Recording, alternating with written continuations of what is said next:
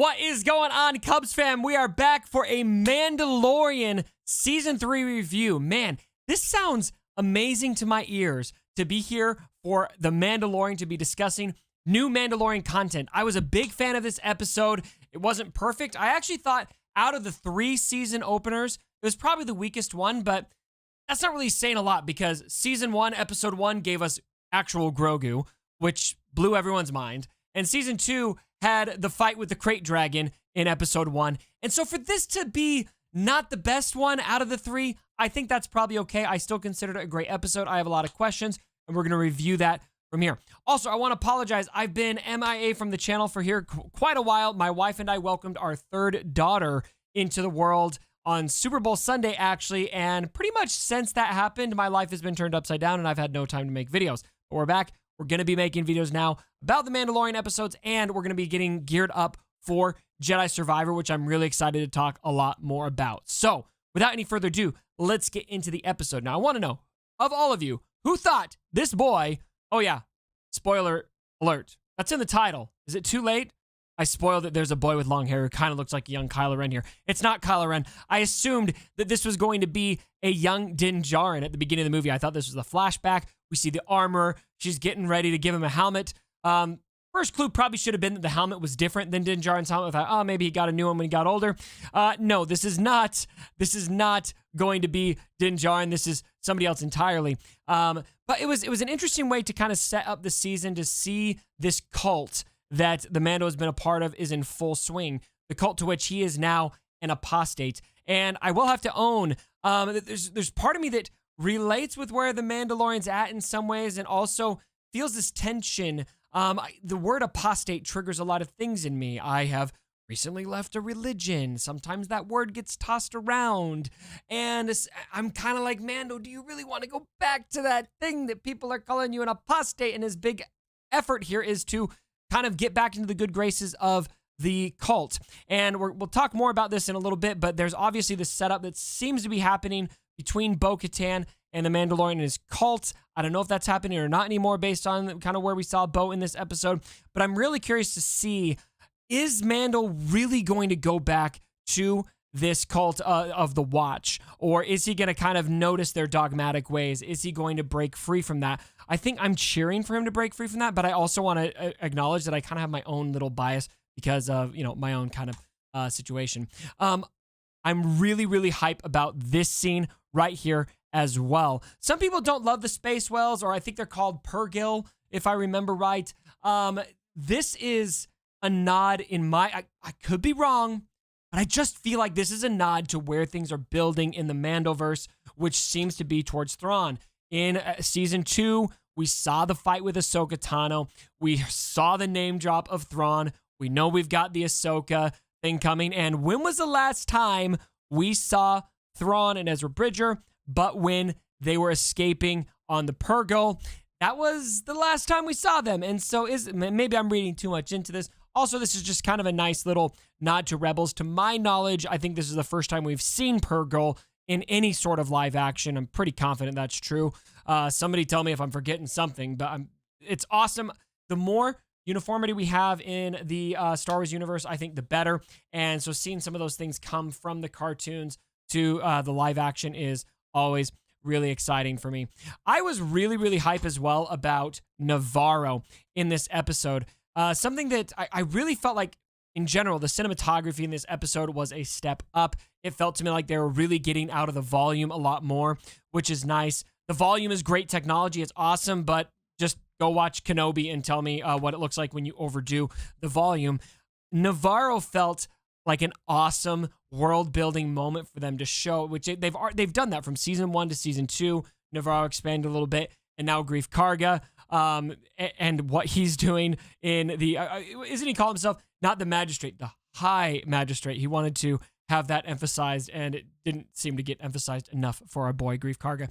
But just to see how Navarro is flourishing and how they want to do so independent from the New Republic, I feel like that's a rub that's probably going to be explored eventually. I think the New Republic probably won't let them get away with that. But I thought that was cool. And of course, when we get to Navarro, we see the statue of IG-11, and there's just an interesting... I'm not sure how I feel about what they're doing with IG-11.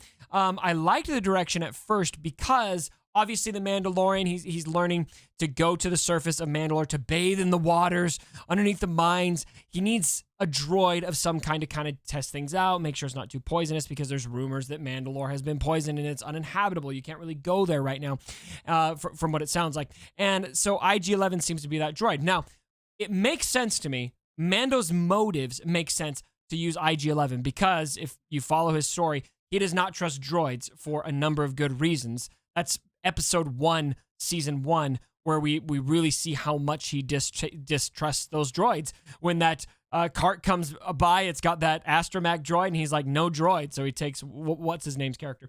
So it makes sense to me. IG-11 seems to be the only droid he's ever really trusted. But it's also kind of weird to me that if he's revivable, that he's sitting here in the town square, they're revering him, and nobody has thought to try to revive him.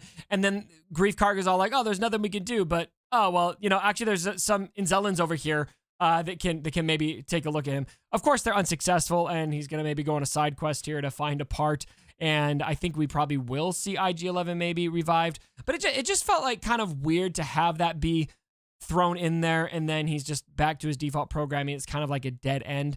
And I'm also thinking if these people are revering him so much, why is he sitting in the town square instead of somebody actually trying to repair him? But maybe I'm reading too much into that. So just a few thoughts at IG-11. But I love the scene. I can't wait to show my girls this, actually. They love Star Wars characters, and especially creatures like the Inzellans.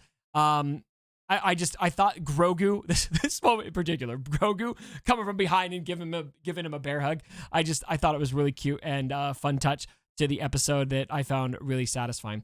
So let's talk a little bit about Bo-Katan. I was a little bit taken aback by Bo-Katan being so just detached in this episode. I'm not sure I buy it, if that makes sense.